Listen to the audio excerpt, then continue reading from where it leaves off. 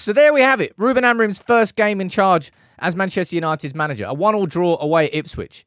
I'll be honest, not really too far away from what I expected.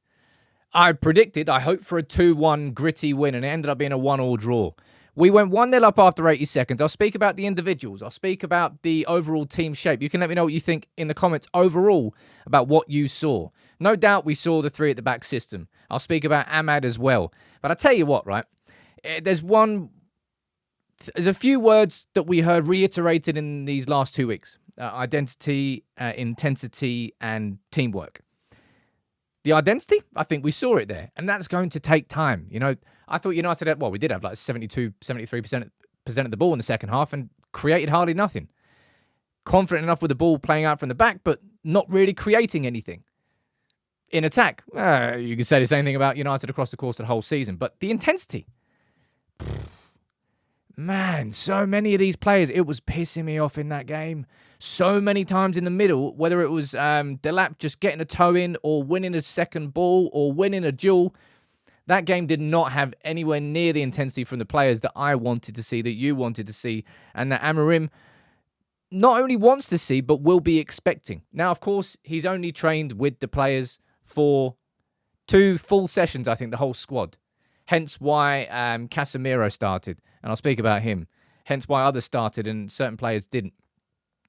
He went for it towards the end of the game, 4 subs, and then he brought Højlund on, he brought Xerxes on, he was playing Bruno as one of the 2 central midfielders, but the intensity just was not there. And it came after United scored in the first 80 seconds. Quite literally the dream start. And it was a really good goal.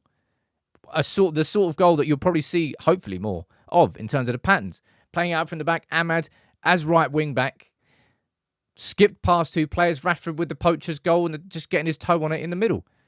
But United didn't build on that. Ipswich grew into the game. They equalised. Yeah, it was a deflection. Yeah, that was lucky. But I always say, you make your own luck, and they probably deserved the equaliser by the point that went in. But I will speak about Ahmad here quickly. I spoke about Ahmad and potentially being used as the right wing back. Amorim went for it, and I think it worked. Well, it certainly worked for that goal. United, look, when it comes to Amorim's system, understand this, right? I think United were pretty defensive today. And that's because the back 3 system can either be very aggressive or pretty defensive, simply by either pushing the wing-backs up or bringing the wing-backs back. And a large majority of the game, Ahmad was operating as a deeper right wing-back. We just didn't... Anytime we had the ball in the positions where one of United's defenders had it right, say De Ligt, for example. De Ligt was there and Evans was left and Mazraoui was right. They were passing it confidently enough between the 3 of them. And then we were trying to pass it to the wing-backs, but then there wasn't any movement centrally. I think we massively missed the fact that we didn't have Kobbie Mainoo in there. We needed someone technical in the middle. But it was just... Onana was probably our man of the match, which is not exactly what we wanted to be saying after Ruben Amorim's first game. But this is, of course, a work in progress. Were there things that I enjoyed from that game? Yeah, sure. Scoring after 80 seconds. Me personally, I got so bored under Erik ten Hag of watching United seemingly try and get the ball from defence to attack as quickly as possible with as few passes as possible. Vertical football, just up and down, ping pong. We weren't doing that against Ipswich. It was more measured. There was an element of trying to control the game, but unfortunately, we didn't have enough attacking penetration. There wasn't enough attacking threat. Somebody who I questioned whether he would fit the system, and I think I still will question it, is Garnacho. He's somebody, for me, who loves to hold width and to use that as one of his tools against beating a defender. And inside this system, those 2 attacking midfielders behind the centre forward, who was Rashford for today, are going to have to cut inside a lot more. And I just don't know whether that's completely suited to his style of football. We'll find out. Luke Shaw coming off the bench. Casemiro and Eriksen starting in midfield was a big problem there today for United. Whether it was being second to the duels, whether it was being second to the second balls, or whether it was just... The lack of intensity was, I think, most obvious centrally. Personal opinion. And I think over the course of the season, we're going to be seeing Mainoo and Ugarte playing in there far more often. That really hurt United. But I think it was just... To see United go 1-0 up after 80 seconds I think a lot of United fans in that away end would have wanted and hoped United to keep pushing forward from that point. I don't know. I don't know if I really expected us to, if I'm being totally honest. Not in this first game.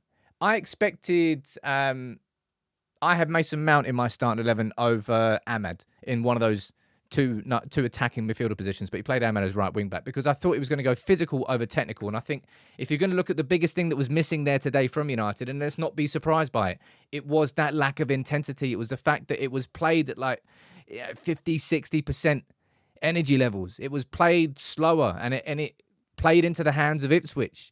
When United played that fast at the beginning, boom, we blew Ipswich away with a great goal after 80 seconds. But as the game went on, we didn't really have enough to break them down. And there wasn't enough, anywhere near enough going forward.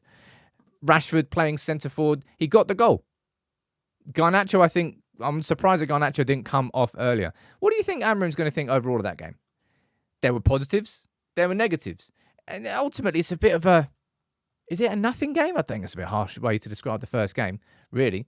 But a 1-1 draw away at Ipswich, that's a proper welcome to the Premier League. You know, had you played somebody who got promoted last season in the Portuguese League, it would be a breeze. Not in the Premier League. Who else have I got to speak about here?